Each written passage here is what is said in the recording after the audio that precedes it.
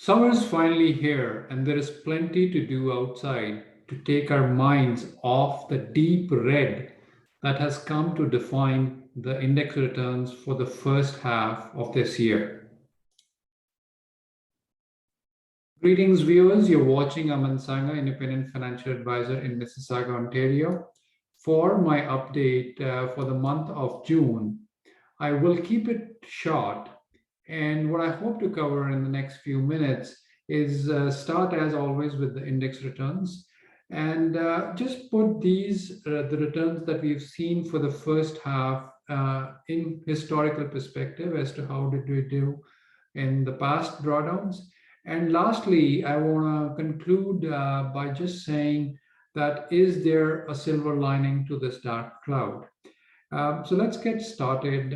In terms of the index returns, there is a lot of red, whether it's bonds or whether it's equities, there is red. And I'll just say, like to add, it's deep red. Canada has added to that list, although it was relatively flat, but we are seeing the Canadian TSX also in red now. Now, going back to the US market, so how is this drawdown compared to the previous drawdowns? And you can see going back to 1950, this is the third worst start of the first half of the year that we've seen this year. Now, if you're a student of probability and you want to guess as to how this could turn out for the second half, the odds are 50-50 whether we end up with a positive year or with a negative year. So it's a toss of a coin. And what will determine which side of the coin we'll end up in is really the macro environment, if we find ourselves in a deep recession or we are able to avoid a recession.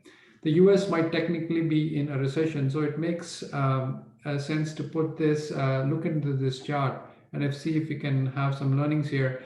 The blue line is the current drawdown, the drawdown from the peak. The gray line is the median of all previous drawdowns without a recession, and the black is the median of all drawdowns with the recession.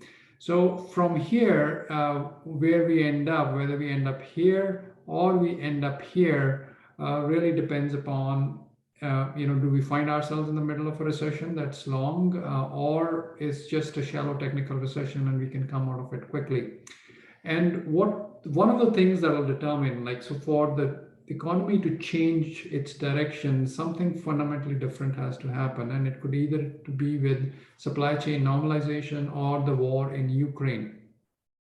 And when I try to look out into the future, I try to look for the positive news or the positive data points that could change indicate a change of direction.